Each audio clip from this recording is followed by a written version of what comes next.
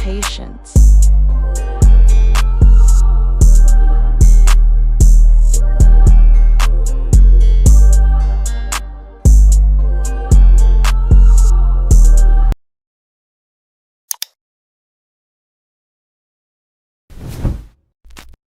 What's up, man? Another episode of No Sage in the Podcast. The boy stay scheming. And here today we got the homie Devyn Hines. Fresh out of Texas. For those who don't know you, man, speak your any of your socials or like whoever you want. You know what I mean? The niggas can follow you out. Shit, you feel me? Sure. So as he said, my name is Devyn Hines. That's spelled DVYNHINES. Same thing like that in all socials, YouTube, Instagram, wherever you want me, you can find me there. What's up, man? So tell us a little bit about yourself, man. Y'all bringing shit like that. So, like I said, I was from Houston originally. I found myself just always having this thing I need to express. I don't know when it clicked for me that music was going to be the number one way how I was going to express myself. I remember in the second grade, I did this performance for my class or whatever, and it was just like, this is an ethereal moment. I need to do this for the rest of my life. I don't know how, I don't know why, but this is what I got to do for the rest of the time. And yeah, man, I describe what I make as like a journal entry expression. I make music for different kids, man. I make music for people that are different, that feel alone, that feel like they don't really understand how to express these intense feelings. Big reactions I get from the music that I make is that I feel seen, I feel heard, I feel understood when I listen to your music. So I've been leaning into just expressing myself in very raw, real, unfiltered, and authentic ways. How long you been writing? How long have I been writing? I think it definitely started off with poetry. I just remember like when I was younger, I don't know if this is how it initiated, but I just have this recall of like giving my mom these like little poems. Like I'd leave it at her door and she'd read it and probably have like a little response. She'd leave it next to the couch or wherever I was sitting. So writing itself was a form of expression I took way before I knew I wanted to indulge in music. I think I always took like a thought or a creative idea and initially expressed it through creative writing. So it's as far back as I can remember. I'm familiarized with that. I got pretty much the same story. That's why I've been writing forever. Maybe a little bit before, like I definitely take big pride in the writing aspect of it. Me So what's some of too. your Me too. your musical influences like growing up? It definitely varied up until my high school year. Because I've always been around, like, you know, my brother, he plays Zero, he played Lil Wayne, a little bit of Drake, you know, very well-known artist.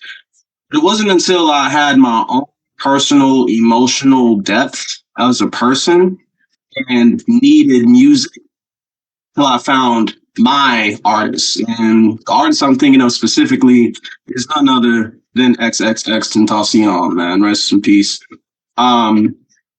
I was going through something in 2017 that only the album 17 could understand. That was the first time in my life where I was like, oh my goodness, this is an artist that speaks to me beyond the music. You know what I'm saying? Like, this is an artist that really helps me. This person, like, oh my goodness, like, this is what it means to have a favorite artist. So it started off with XXXTentacion. Then, of course, 2018, 2019, you can catch me listening to Lil Peep, Juice WRLD. Right now, I've been listening to a lot of more alternative sounds like Dominic Fike. How do you say his name? Somber. People that can just express things in very unique and raw ways. Like I don't really have. If I were to give you my top three, I'm not gonna say myself this time, but I would. Right now, Dominic Fike, X, Juice WRLD, and the bottom two would be Wayne. I'll go with J. Cole. Yeah. Would you say that they reflect in your music? Like your inspirations? Would you say that they reflect in your music? I think the overall goal of expressing something that's unfiltered, raw, and authentic in that sense, yes. But I'm always trying to figure out what's Devyn's sound, and that's why I'm always excited to make that next song. Always ready to make the next song. My favorite song is the next song I make because with each song I make, I'm developing the artist of Devyn Hines so that when people see me on stage or on social media, they can either see the journey or can tell that I put a lot of effort, talk or just thought into who I am so that I can be somebody that people can grasp to, sink their teeth into, and like really start to understand as a character. What's some of the artists from your hometown or some of your first artists like in your earlier years of doing music that you worked with? Up until now. Shit, you could even say up until now. Well, you already know who I'm gonna say if we talk about now. So, I recently linked up with a really cool friend of mine named Tris Day. She is very, very talented. You had an interview with her recently. She's just wow. Like we call ourselves musical twins. There's a whole story there. We don't gotta get into all that right now. But to answer your question, it's very specific. Because it wasn't like I was looking for somebody to kind of help me get in. I didn't have names for the faces of the people that I saw, because I would be around the area where music was and I'd see someone on stage and I'd just be like, I could do that too. Let me go talk to these people and get to know them. And it's like, off the top of my head, I could probably name maybe 3 people. But I mean, I went and gone ahead and did my own thing so deeply after that I couldn't even express it as like these people did this for me. It was more of a thing like I know a person named Mike. Mike was a bass guitarist for a band called the Love Peddlers. Sorry. We want to okay. With Love Peddlers, he'd be on tables, going ham on the guitar. He'd be screaming like across the stage. I'm just like, wow, like I gotta understand how can I correlate that into my sounds. I mean, he was somebody that really helped me. Tommy Simpson, someone who's also an indie artist that's just a local legends around here. Like I'm deep into it to where it's like I don't even see it as Devyn Hines, the artist, getting to know Mike from the Love Peddlers. It's just these 2 creatives with different amounts of experience and different perspectives that can help each other. So all my respect goes to everyone that I've ever talked to, but ultimately I'm developing me more than anyone else. So I couldn't say that like there's anyone specific because I mean, I like I told you, I built teams. I've been, going to, bar to bar, door to door, like getting opportunities. So not to say I did this all by myself or anything, but there's no like one person that like, put me into the music scene or, one person that like kind of opened that door for me. I had to knock a lot of doors down. Like, no, that's understandable. That's understandable. So, yeah. I was like, nah, hell nah, dog. Fuck all that. Call me out here. I'm telling you shit. Being just kind of where I'm at, I don't know how well established you are with like the East Texas world, like, but there ain't too many. How do I say this slightly?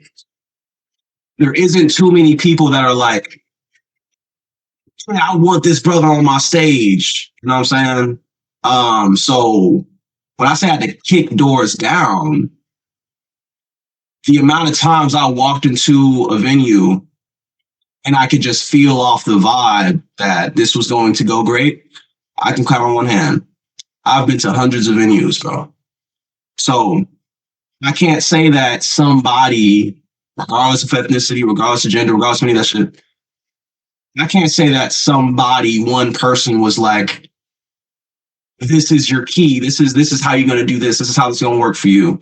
Like, yeah, there were other brothers that were like, that slowed the game down for me and let me know like how to approach certain situations. But even then I had to take that advice add it to the puzzle of this other person's device, other person's advice, add it to the puzzle of that person's advice, and make my own picture of how Devyn's going to integrate into the scene. Because like I'm the first brother that I've seen perform to the level that I've been performing at in my area.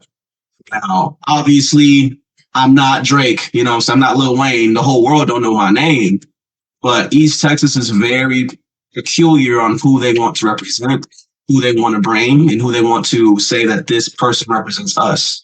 I'm one of the very few brothers that get to carry that, on my chest as somebody who can say like, yes, I can rap, but I play guitar, like I sing, what I'm saying? And I've been on stages where it was like, everybody there could tell you, a country artist's entire catalog, but I'd get them bumping their heads to my music. And that's something that was like a huge accolade to me, because if I couldn't do that, my options would have been limited on how I was going to get paid doing this and how like successful I could be doing this down the road.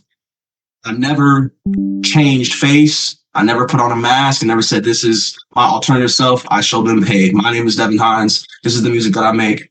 I promise that your people, whoever they are, they're going to love this music. So time and time again, getting those no's, sorry, you're not what we're looking for. Sorry, I don't think people are going to like it. I come again. Maybe to their competitors. You know what I'm saying? Like there's so many little things I had to do by myself in order to perform live on the radio, in order to get on the biggest stage we have in our cities. Like those things were never handed to me, or was never as easy as I've seen other people obtain those things. So I've always had this inner hunger, this inner fire that's like, even though I'm not getting the same whatever the hell, I don't care. You're going to hear me, and nothing's going to stop me from doing that. How long you been like doing shows and like trying to perform your music, like taking it as serious as 2026, I'd say for the last 4 years, I'd say like literally 6 months after finally learning how to play the guitar, I was already on stage simply because I was just so hungry for it. And I really think that some people feel like they're hungry for something. Like I used to say, I'm hungry for growing my hair out. I'm hungry for like getting a 6-pack. I'm hungry for running a marathon. The moment stuff starts to get a little shaky, you really start to notice like, dang, do I really want it as bad as I thought I did?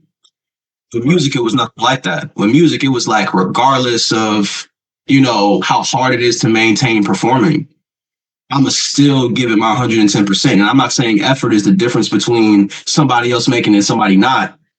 But one thing that I know about myself is that I've always had grit for getting on stage. So even if I was in a completely, whitewashed, politically backward town, and that's just where I had to be for a while, there is no way I would not perform, even if I had to go somewhere else. So I've been doing that and maintaining it for a multitude of years, and I think that genuinely just goes down to just my grit and just like how much I just know what I want.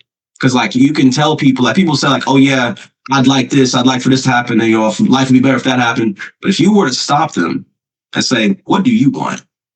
What, like, to the specifics, not, oh, I want 1 million followers, or oh, I want to be famous. Like, no, what do you want?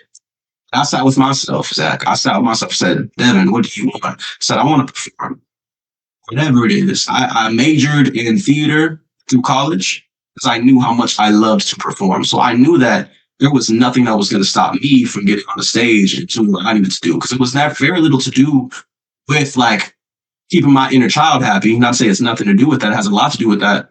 But it's also that I know that God gave me something that I need to spread to the world. I'm not saying it's what's going to heal the world. I'm not saying it's what the world needs more than different things outside of music. But I know that I would do myself and everyone else a disservice if I wasn't pushing myself to be who I knew I could be. And that involves performing on stage as often as possible, as consistent as possible, and just as ecstatic as possible. Have electric performances, always move around, always have fun. So regardless of my situation, my surroundings, where I'm at, Devyn's always going to be on stage. Devyn's always going to find a way to do what he loves. And, my whole story is a testimony to that. Was it ever a moment in time where you felt like quitting or giving up? Well, thus far, you only say about 4 years. I've been putting out music since middle school. I started performing on stages for the last 4 years. And I'll definitely tell you, I'll definitely say I came out of a year long, because it should have been 5 years, but I came out of a year-long hiatus simply because I was always putting myself through the stressor and through the ringer of finding that next show. There was one point in my life for like 3 months straight where I didn't have to keep clocking in because the money was working through the music. But the amount of like friendships involved, emotions involved, relationships involved, like trying to keep the house, to a certain degree of peace, not being able to maintain that. The amount of times I had to like lose myself because I knew what I wanted. That meant that everything that wasn't that meant failure. Like my mentality was not met with my intensity because my perspective was so limited on what success looked like. So I had to take a step away, and it wasn't by choice. It was by circumstance. Getting kicked out, needing to go to a new place, getting like all this shit. Like to say that when you don't know when your next meal is, it's hard to say that performing is at the top of my priority. Not that it isn't. It still was, even at the lowest of points. But it's so hard what your body needs to go through in order to maintain that during those moments. So I had my low moments where it's like, I never said, because I was a teenager, man, I was like, I'm going to do anything. I'm going to be a fucking astronaut. Like, put the music up a little bit back then. But here, like, within the last 5 years, no, it's just been really hard. I never said that this is what I'm going to do. Have I thought about quitting? Absolutely. I thought about quitting, Zach. Absolutely. I thought about what that would mean. I even tried it out. I told myself, I'm going to give myself just 2 days of intentionally choosing not to have an outlet of music. And I suffered. I suffocated, bro. It was like taking a fish out of water without even knowing that I was swimming this whole time. So I'm never going to be at a point to say like, yeah, bro, I never thought about quitting. I knew since a kid. No, bro, it was hard. It was fucking struggle. I had racist fucking white kids telling me that I couldn't do shit. I had all these people telling me like get in my head, comments or videos and messages sent to my house, getting kicked out of the mall because I'm trying to make music for myself. Like I had so many reasons to quit and that's why I didn't, So yeah, I thought about doing it, but it was at the end of the day, it always just turned into motivation. So that's just how it worked for me, but it's not like a mentality I could teach somebody. I couldn't say like, you got to think of it like this or like that. Like I tried to reason with myself, but the reality is that I just don't see or feel myself doing anything different. Cause like, it's not just the music for me. I host shows. I bring young artists on, try to give them a head start on their careers. Like I just ran one of the biggest shows in my city. Like not what 2 weeks ago called Total Eclipse. So it's like, I'm more than just a kid that wants to be known as an artist. I just want to be somebody who is deeply indulged within the worlds of expression. So quitting, wanting to quit, man, I did it all. I took a hiatus. I thought it wasn't for me, but my soul just said, no, you just don't keep going. So that's just what I listen to. Right. When you writing music, I mean, everything comes from a feeling. Do you write your best music when you feeling like in a dark place, like a depressive state, or like a romance state, or like party shit? Like what's your best shit, like your fastest shit and your most intense shit that you can write to, like in a feeling?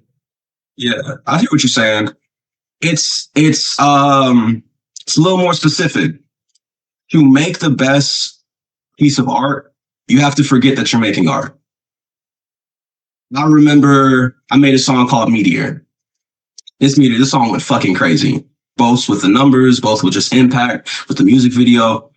The whole experience was crazy. I was literally the most depressed I have ever been in my life. And there's no part of me that's going to tell you that, yeah, I was so sad. I just got up, started writing, I just made a banger. No, I was throwing shit at the wall, seeing what would stick because it was a renewable source of energy. I knew how I felt. I'm gonna make this song. Okay, that didn't really quite hit that part of my heart that I was expecting to. I'm coming trying to make this song. That's not quite it either. Then when I made Meteor, even after making that song, I was like, I don't know if this is expressing like what I'm currently in right now. Biblically, people will say that you have to go. Now, I'm not a Christian, so don't take this, whatever. Biblically, people say you have to be in the belly of the beast to know how far the depths of your separation can take you. I feel like you make the greatest reflections of light when you are completely lost in the dark. You got to be so submerged in whatever emotion it is. I don't care if it's because when you say my best music, I have very popular music that's happy. I have very popular music that's upbeat. I also have very popular music that's sad. I have very popular music that makes you just want to dance. So it's like my best songs don't really exist. It's which expression feels more like reality rather than some kid trying to make something that sounds cool. You know what I'm saying? So my best way to answer that is honestly just living life. Because if the moment you try to take music separate from life, you're no longer creating art. You're just making sure you want people to listen to. You are making art when your painting is reflecting your inner world. You are making art when you're making something and hearing it back makes you feel like you're yourself again. There is no specific formula outside of experiencing what you experience, feeling what you feel, and having the authenticity to make something without giving a fuck about what somebody else thinks of it. I'll make it start. I could agree with that. What's one of the most personal lyrics you've ever written? And what was happening in your life the day you wrote that?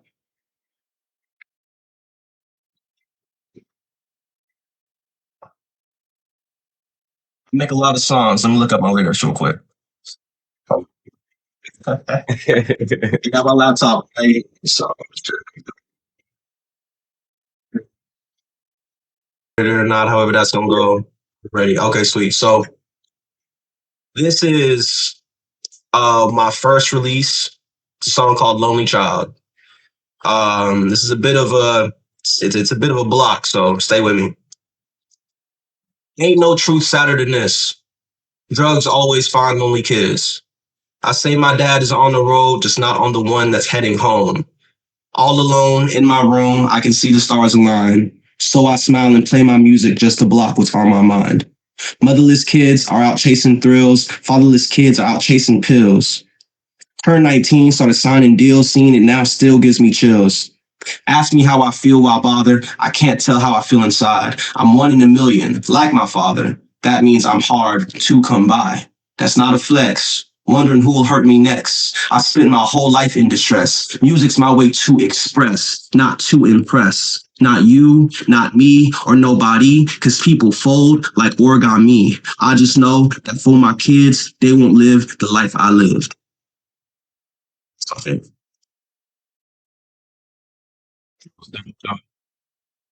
When I was about to say, just words alone, I could kind of imagine what was. Yeah, exactly. So I'm sitting in college, first year in college.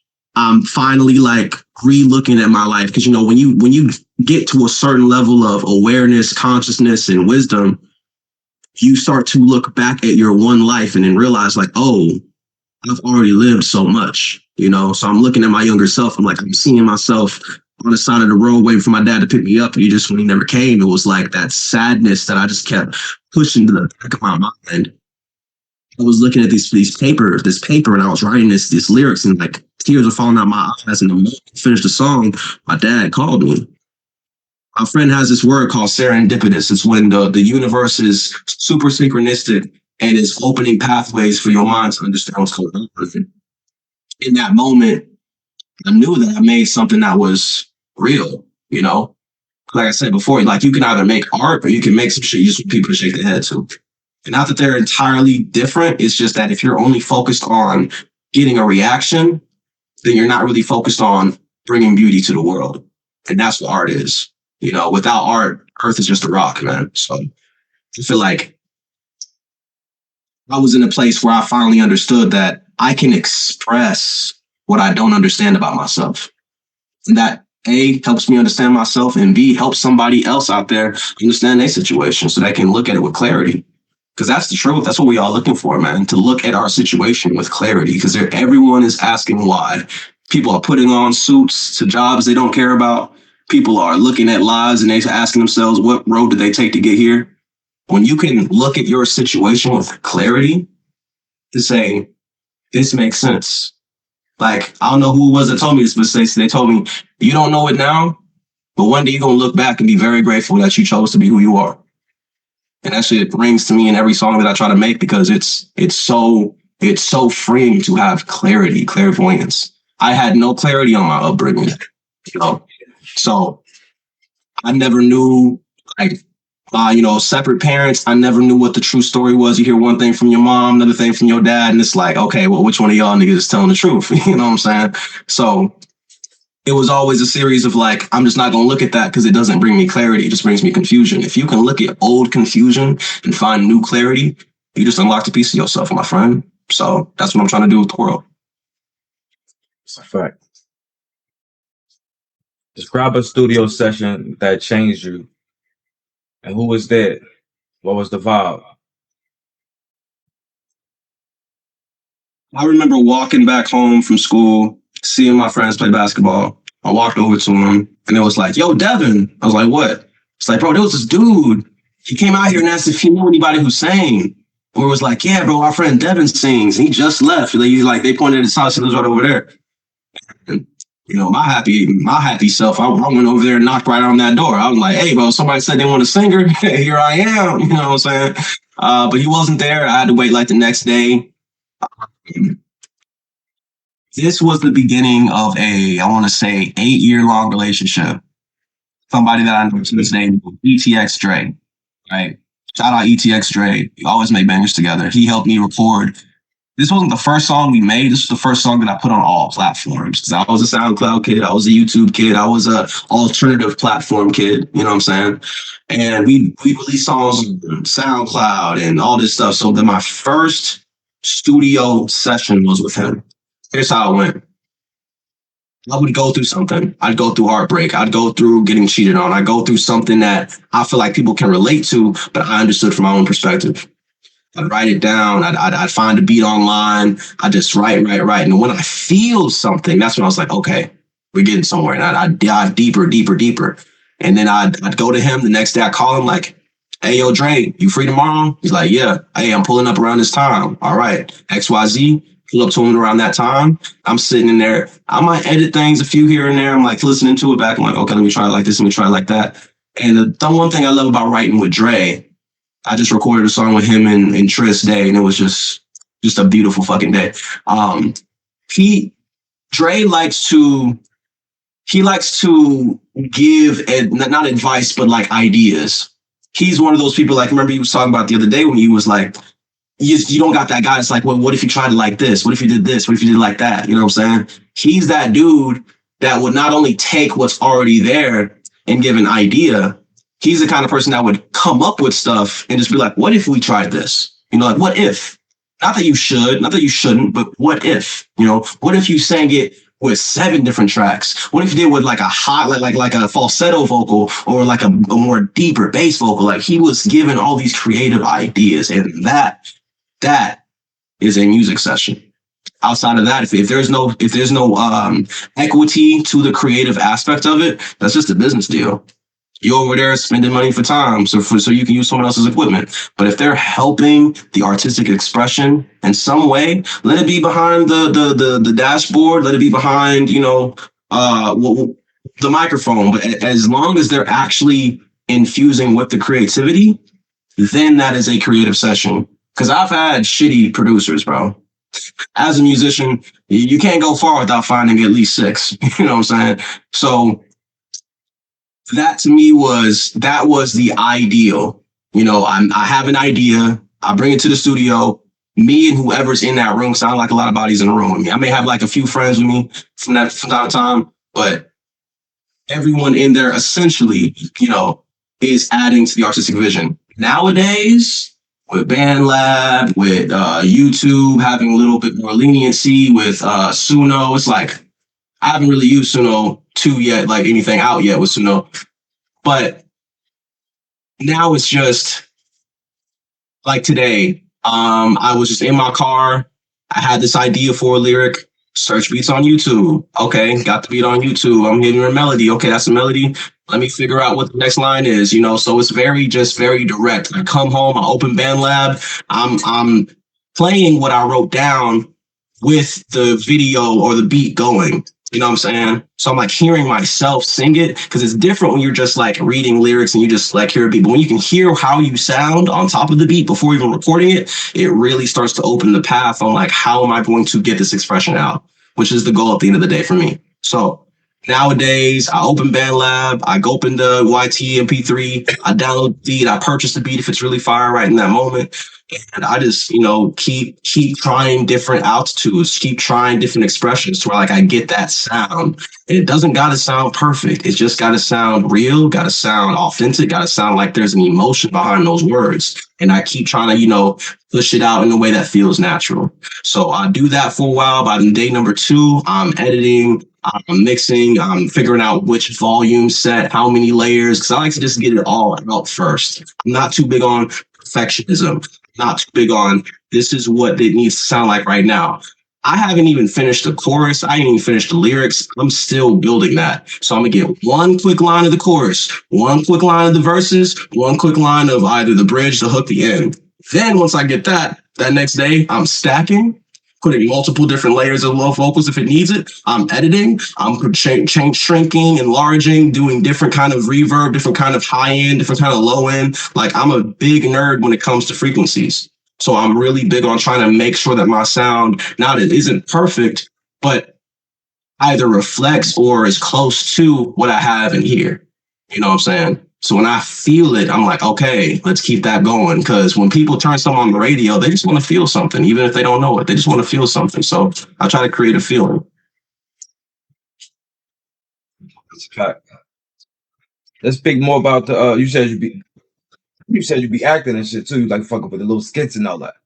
Let's talk more about that. What got you to want to do acting skits and shit like that? So my mom has always been into theater. My mother has always been into movies. She got IMDb on her phone. I always seen myself as like a lead role kind of actor. But going to school, I didn't really get that same reaction from the world. They told me like I wasn't believable enough. I didn't make my one act play in high school. Like I'm a theater kid. I could say that at heart I'm a theater kid. I say at soul I'm a musical expressionist. But I've always just wanted to embody something that was fiction and give it just, even if it's for just a day or just for a show, give it life. But I believe is that each character that I've ever played, I'm taking something that is potential and giving it just a little bit of reality, allowing it to exist into my eyes. I don't know who this was, but someone once told me that you don't choose characters choose you. So it was definitely something that had to do with that first time being on stage. Like I told you in second grade, like I performed on stage and I said, I'm doing this for the rest of my life. I was not specific. I didn't say it was just the music aspect. I didn't say it was just singing and dancing. What makes me want to do it, I love it. I love it, love it, love it. I'm so in my element. I'm not here to impress nobody. I'm not to say that I don't impress nobody, but it's that I'm not doing it for that. I'm doing it because my soul feels free when I'm expressing in my own art, my own authentic self. So I've been I was this ghost. I was the Canterville ghost for a long time. I had to get this this British accent, do this for a play. That was one of my favorite roles ever. Big ass stage, big love, a lot of love from the community. I played Martin Luther King, which was very that just meant a lot to me, just doing right by him. And then most recently I played what was it, the Wilbur from Charlotte's Web for the kids, a stadium full of kids, they all laughing and enjoying the thing, and getting interviewed for things like that, and talking about the arts, because the arts is more than just a show. If it's true theater, you're building each individual set. You are genuinely breaking down each character, not just the one you play. You breaking down what's the connection between this and this person and that other person, and how can I embody what that emotion's supposed to do to the listener, to the viewer. Like little things like how I express myself, how I talk, how I feel about who I am. All of it can be circled back to what I love, because you got to know who you are. That's the number one thing. If you're going to play a character, you got to know that character. Every single day we all playing characters. You playing Zach, I'm playing Devyn. Who the fuck is Zach? Who the hell is Devyn? You know what I'm saying? You got to know that. You got to know that, and you got to be about that. Regardless what the world's saying out there, regardless what the audience is believing, you know yourself. So I also leaned it into skits because everyone is afraid of embarrassment. Everyone is afraid of being, what's it called? Cringe. When they say cringe is freedom, bro, you have no idea how honest that stuff is. Imagine being the most awkward, cringe, most weirdest version of yourself and it completely flopping. You only look at that as, well, that was fun. Like you are absolute free. Let go of this idea that like there's some goal, right? Look at all these people who like got famous off YouTube, got famous off Vine, TikTok, these just personalities they call them. They tried different things. They made music. They tried acting. They tried, brand deals. They tried this because they didn't give a fuck about being cringe. Let's get into it. So, long story short, man, I really get into whatever I want to do. And honestly, a lot of people are afraid to try things simply because they are afraid of being caught in the cage, getting caught in the cage of what other people think of them, and getting caught in the cage of not being seen in the way that they see themselves. The reason I bring up James, the reason I bring up all these things that I've experienced, all these people that I've watched try like over this embarrassment that people feel sometimes, like cringe and stuff, is because I felt that. I felt that through acting. I felt cringe. I felt like, man, maybe I'm not good enough. Maybe like, what will my friends think of me? But by high school, man, I realized like, if I live off of always needing to be accepted, then I'm gonna never really truly live for myself. I'll always live to be accepted, And I feel like the best way to create the life you want is to get rid of that shit as fast as you can.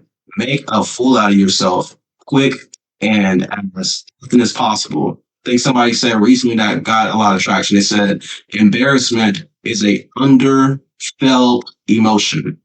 Go outside and make a fucking fool of yourself. When you flop, which is inevitable, when you shoot that 3-pointer and it doesn't go in, you don't have the embarrassment to say like, maybe I shouldn't shoot.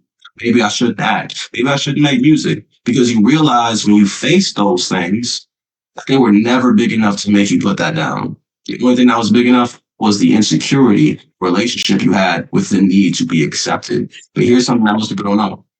You don't need to be accepted to be successful. You don't need to be accepted to be successful. So being an actor taught me all that I just told you. All of it. Okay, that's what I put that to. It's a fact, bro. Are you in acting at all? Soon to be. I'm definitely about to dive in. We about to get a Paramount built out here and the Netflix building built out here. So take advantage of it. I'll be a fool not to, you know what I mean? Anybody be a fool not to. Like if they building something like that right in your state, why would you allow people from like Virginia and North Carolina, South Carolina to come from where they have to take advantage of it? You say right here. Exactly. I'm a highly motivated dude, bro. Like I don't believe in God, but I believe in like the universe. And I believe people meet each other for a reason. Like we got, it's a million people. I sent out interviews and like inboxes for the interview. You feel me? And I landed certain people for a reason, bro. Yeah. You know what I'm saying? So definitely a reason. I agree, man. In the next 10 years, will you see yourself at? And like with the everything, the acting, the rapping, the everything. I don't know. I think The goals that I set for myself are all in correspondence to the goals I set before that. 10 years from now, I hope to be happy. 10 years from now, I hope to be somebody that can look at the last years and say, I have no regrets. I try to keep my goals as simple to understand as possible.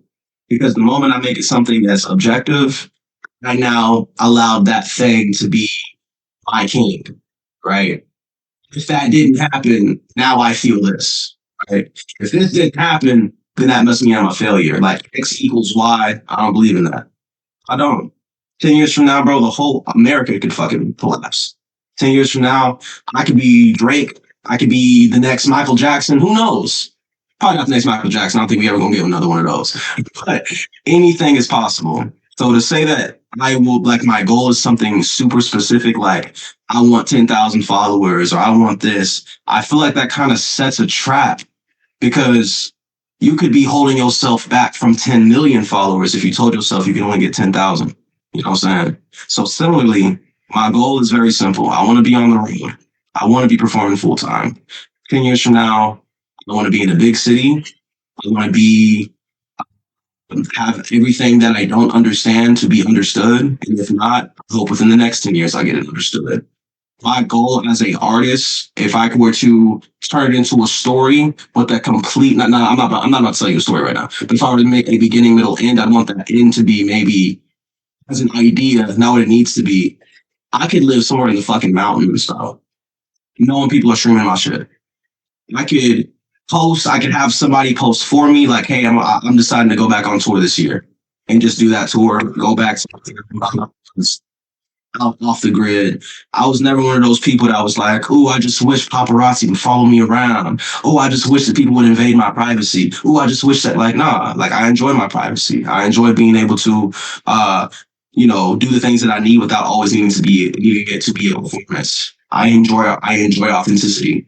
And that's why I feel like a lot of artists, younger artists who are getting into the scene right now, they don't know how to turn off the performer. Like you already did your set and you already like the show, like the show is over. Now it's time for you to network. Now it's time for you to, actually get to know these people. A lot of these younger artists think it's still time to be Mr. Artist. It's still time to be like, I'm gonna perform this conversation. And that lack of authenticity disconnects people. So I think like I'm somebody who knows when it's time to perform and know when it's time to be authentic. When I'm with my family, that is a time to be authentic. When I want to network and make a genuine connection and maybe build possible business, I want to be authentic, honest, and upfront. When I'm on stage, I'm being theatrical. When I'm on stage, I'm being performative. I'm not to mix these two worlds together. That's where chaos comes from. Chaos comes from when you have a lot of direction, but you find it in a loop. You feel me? Like you're supposed to put this over here, you're supposed to put this over there, but now they're circling each other. That's where chaos comes from. That's where storms come from. That's where destruction comes from. So to stop a lot of younger artists to destroy themselves, definitely know the difference between when is it time to perform and when is it time to be real. Because if you can't figure that out, it's gonna be a world of destruction, man. I can guarantee it. Because I had to go through that myself. The reason why I know I'd love authenticity and I'd love privacy is because I did not have that when I was starting to make buzz in my city. We would get these phone calls, random numbers, talking about, I know your license plate number. I know who you're dating. I know like where all your friends live. And like, I remember like I don't tell a lot of people this, but I make a real connection with you, Zach. So I'm gonna tell you this. There was this time I was at this party, like it was an artist party, just at where I met. And I remember, this was before I was in a relationship. I met this girl, and I was like, hey, let's talk outside. I'm just doing my thing. You know what I'm saying? We go outside, we take a corner, ask her, like, how's the night going? How's everything going for you? She goes, Devyn, I already know everything about you. I know who you are. I know who you hang with.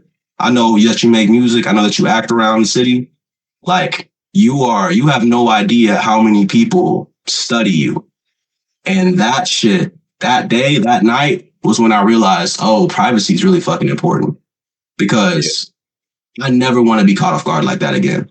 And like the fact that I can like walk around town and people will wave at you. People are like, oh yeah, that's the dude who makes music. Oh yeah, that's the dude who acted as Martin Luther King. This person who, they asked me to play Jesus. Like I'm like, whatever. But it's like you get recognition, but there's two sides to that coin. It's not all just like, oh, you the Mr. Cool guy, you Mr. Artist. It's you're a public figure to these people. I mean, they do not see you as someone who deserves privacy. They do not see you as somebody who is just another human.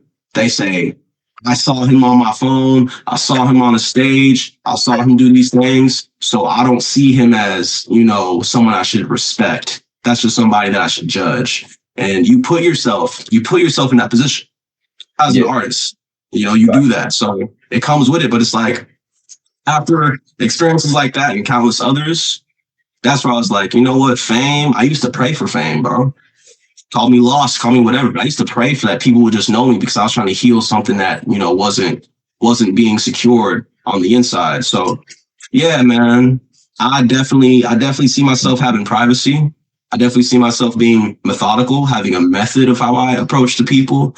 Like I look at people like Rihanna, I look at people like, Beyonce, who like knows how to appropriate the pressure, to not feel like they need to fold under the pressure, not feel like they need to put on a specific face. They know when to be authentic. They know when to perform. They know when to be public. They know when to be private. Like I study these things. It's not just the cadence of how people perform. It's how the artist carries themselves and their music. That's what I learned from. So yeah, man, I think I'm going to be real good. I'm going to be very well balanced. In 10 years, I hope to still be balanced. That's what's up. Outside of like music or acting, what's something people don't know about you? I'm very philosophical, my friend. That's one thing I wish people knew more about me, man. I'm 5 years Rasta, 5 years vegetarian. I don't really see a disconnect of materialism and awareness. It's just that when you dive into the world of alchemy, you understand, or even the periodic table for people that are scared, you understand that everything it takes to make a human body, you can find on the crust of the earth. The difference is that we can call ourselves by name. We can say that we see the stars, we see the trees, but we are of the stars, we are of the trees. We are the entire ocean in a single drop. And me and my friends, we will stay up way past 2 a.m. just discussing how much of an awe it is to exist. How much of an awe it is to be able to express things in such a, you said not to bring music into this. Obviously, I don't listen too well. We can create art. You're cool. Appreciate. I was joking. But yeah, what I'm saying is like, I'm a very philosophical, deep thinking individual. I'm always talking about different theologies. I'm always talking about different scriptures because my only religion is knowledge. That's the thing of Rasta. It's Rasta culture, which I don't even think is a religion. I just find it a culture. We look at all the answers you could possibly get, see where most people steer off, and understand through extra knowledge, like the other knowledge, to know what would put you back on track. There is no one way to be. We're just saying that I have both A, B, C, all the way through Z, and 1 through 1,000. Some people only know A, B, 1, 2, 5. But if you know all the numbers, if you know all the alphabets, or if you know all the religions, if you knew all the realms of thought, you can see where you're starting to sway off, and then you can bring yourself back. Now, some people may call this faith. I like to say just having a balance in yourself, man, because I do think that this is more than just like my parents had sex, so now I'm here. I think it has more to do with like the experience of what it teaches me on a non-physical level, because we are non-physical. Awareness isn't physical. Grab your awareness, bro. Like the only thing that can turn your awareness off is if your body decides to shut down. And even when that happens, the body still lives without your awareness. That's it. Your body's going to exist with you in it or with you out of it. But the awareness, that's who you are. And I feel like that's what this experience is teaching you. What can you do with your awareness? Right? Like I don't have to think for my body to communicate like my words. Like my body hears my words talking. So now my hands want to do stuff too. I don't got to consciously think of that. I can be aware of it. You see, if I have any kind of thought into my mind, I don't have to believe that. I can believe Devyn isn't shit. Devyn's never going to make it. Devyn, yada, yada, yada. That's my brain. It's not me. You feel me? That's just a thought. You don't got to believe that. So when I say that I'm philosophical, when I say that I believe in all different kinds of specific things that is true to me, but never to say that this is how everyone should think, I am that. I think that there's a lot of things we're doing wrong just as a species. I don't think that we are God's greatest creation. If you believe a God or if you don't, I think that we are a creation and that we exist. But I do, however, believe that we have the ability to understand things we have no reason understanding. Like, what the heck does mammals with 2 feet and 2 arms do in understanding how stars combust? Like, that's weird. Why do we know that? So it's like, I don't see any separation between me and the trees. I don't see any separation between love and hatred. I think everything is just expressions of the same coin, bro. Just 2 sides of it. Like, I don't think there's good. I don't think there's bad. I think humans make decisions, and then we, as Homo sapiens, or also translated as wise man, we contemplate and translate that as good or bad. But the earth is mundane. It's just existing. The earth has no obligation to meet what we decide is good, what we decide is bad, So I believe that being philosophical is the best way to live because you're allowing yourself to breathe logically instead of being told what to think. You wake up first thing in the morning, oh, bad shit over here. Oh, be afraid of this. Oh, remember, you got to do that. Philosophical expression and outlet allows you to just exist regardless of the noise around you. So I would always push everyone to think, but don't believe every thought that comes. Understand yourself and understand others, and know that the only separation is that there is no separation. It's the fact that you believe in there's separation, why there is one. So I think that whatever makes me me and what makes you you, we think we got the same shit inside of us. Now, you may have different genes, I have different genes, you have experiences, I have different experiences.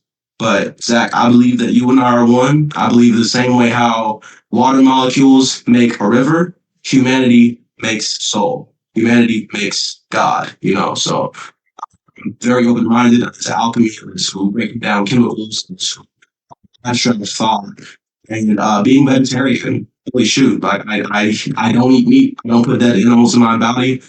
My body is not a graveyard for other animals. So I do believe that all living things are essential to the same way like that cow had a brother. You know what I'm saying? It's similar to like Atlantic slave trade. If a cow was born in an opposite side of the world, they would have been worshipped. Like, that's something to think about. Other countries exist, other realms of thought exist. Like, we have all these laws in our head. Like, you walk across the street in front of a police officer, boom, you go to jail for jaywalking. In other sides of the world, if you don't walk across the street when there's danger, you're considered weak.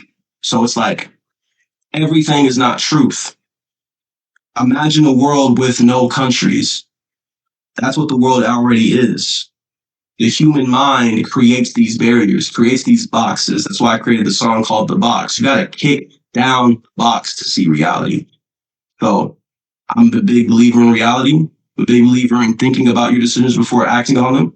I'm also a big believer in acting on what feels right and just learning on your way. So philosophical thought, I try to put that into my music. As I told you before, I like to read very deep, heavy tragedies, or even just comedies, or even just deep abstract books that I really like. For instance, The Divine Comedy. I love that book so much. I think it was one of the greatest works an author has ever done to ever exist, was The Divine Comedy. Or also known, it doesn't matter. So yeah, I want to take these books, Revelations, Genesis, and I want people to experience it in a way that isn't limited to the religious thought. I want someone to authorize a specific expression that transcends sitting down and reading a book. So let's be honest, people are tired, bro. People don't not like the world's most smartest people don't have the patience to open a book anymore. If I can translate my greatest thoughts, or if I can translate other people's greatest thoughts and convert them into music, I feel like that could be a new wave of just getting knowledge into the common man.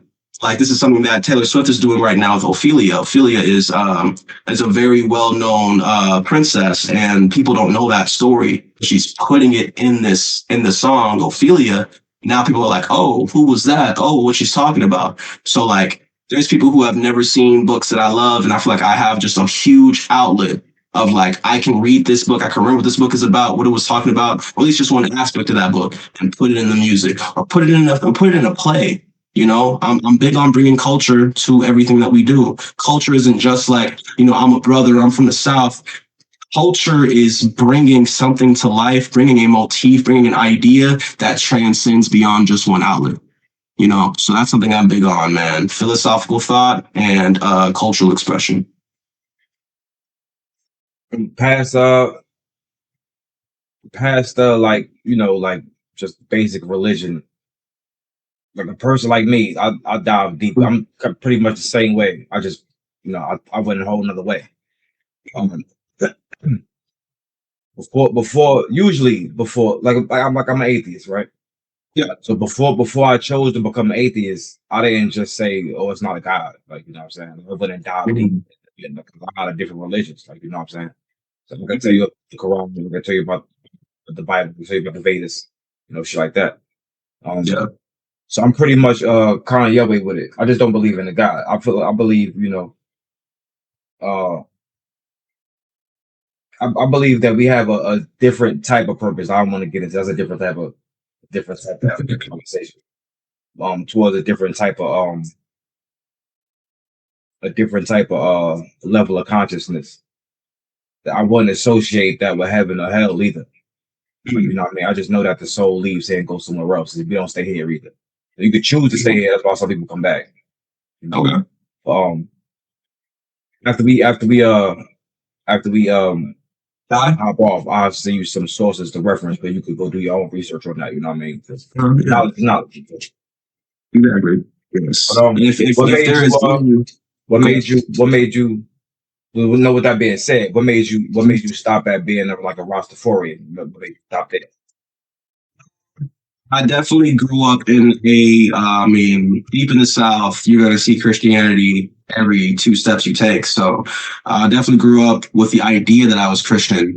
It was I never really felt at home. I never feel like I agree with the values. And the truth is, I don't even think Christians believe they're Christians. And it's not an attack on Christians, not to attack anyone's faith. It's just more so that like the more that I actually read it myself, the more that I actually read the Bible myself. And I think it was like a long time coming to kind of just transition to a way of life that felt more aligning to who I am and just like my beliefs are.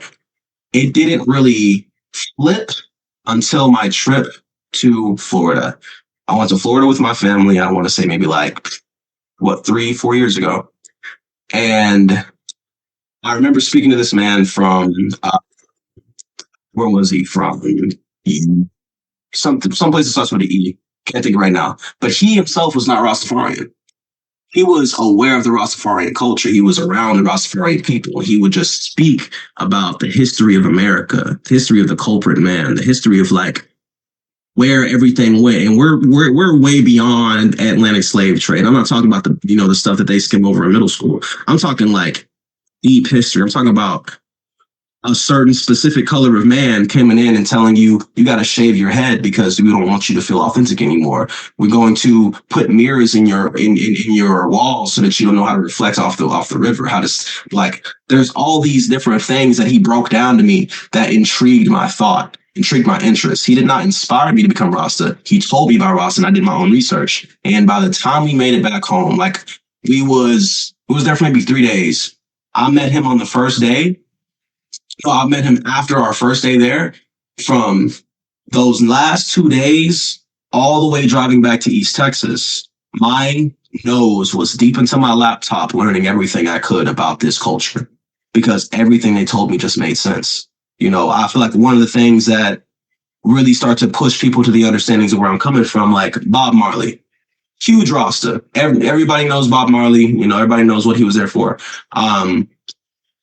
When there's like this mysticalness of music heals, Rasta culture takes that to like the most realist, most magical level. I'm talking about oppressioners trying to kill people simply because they know that what you can create yourself is more magical than what people create for you. I think that what really pushed me was understanding that Rasta wasn't a separation from religion. It was a connection of every known knowledge that made the most sense to you. You know, like you're not being Rasta doesn't mean you gotta smoke. Being Rasta doesn't mean you gotta have locks. Being Rasta doesn't mean you gotta be vegetarian or vegan. Being Rasta means that you are so inept off knowledge. You are willing to do what it takes to be the best version of yourself with no excuses. If you know that meat is damaging to your body, why are you still eating it? If you know that you can have a tall state hair, meaning that your hair will naturally lock up if you don't pick it out, then why are you still picking it out? Rasta is upfront authenticity. They tell you the truth. Not the truth as in you got to close your eyes and walk a blind faith to see what are like, no. Yeah, I don't think heaven and hell are real. I don't think that Yeshua has ever stated half the things that Christians say he stated. I believe that if Yeshua, or Jesus, as he's known in Greek, if he were to point at the moon, I believe the world would worship his finger. Nobody understands what the biblical aspect of anything is actually about. One, because they weren't fucking there. And two, because people teach people how to think. People forget that. Look at America, bro. Look at different states. Everyone has like someone telling them how to think. Everyone's telling them like government governing the mind. Like everybody's telling you who to be you, except the person staring back at you in the mirror. Rasta culture says, forget all that. Ask yourself, meditate, figure out how you feel, understand the knowledge. It's creating the yellow brick road, brick by brick, to your own inner wizard. You know, so that's the essentialness of it. It's not that I think that my religion transcends this religion. Like, no, I believe it is just a way of life. It keeps me balanced. It keeps me whole. Christianity's never done that. No religion's ever done that. Why? Because it was not based off knowledge. It was based off a form of coping, a form of understanding, and a form of reasoning with things that I will never be able to understand in this lifetime. And Rasta looks at all that and says, you know what? Regardless of what you don't understand, try to understand what matters most, which is right now. What can you do today to be who you really want to be? So I definitely agree with that. What's next for Devyn Hines, man? What's the projects that you currently want to promote and that you know that the world should be looking out for? Me and my friends are creating a talent agency. We are getting young artists, not only just in East Texas, but wherever we can find them. We're going to get them in high quality studios, get them on high quality stages, really grow their niche, really understand what they're doing. And I'm coming up with my own solo album. And I'm also going to have a number of mixtapes coming out, title to be announced, release date to be announced. Please understand that I do not need you to listen to my music. I do not care if you play Devyn Hines. I don't care, whatever, because the music's going to find you when you are ready for it. So all I can say is, man, I'm a kid that just believes in himself, and I just hope everybody else believes in themselves too. I do not care about how many streams I get. I don't care if you like my TikTok. I don't care if you follow me. What I care about is the impact for those that need it. And I believe I'm making those exact songs right now. You heard it here first, man. It's your boy Stay Scheming, man. Once again, with your boy Devyn Hines. Shout out your socials again, so you know, let them know where they can find you at, bro. If you want to find me, you can find me at DEVYN_HINES. Thank you so much for having me, Zach. You got it, bro. You got it. You know it, man. You know it. No Patience Podcast, man. We out.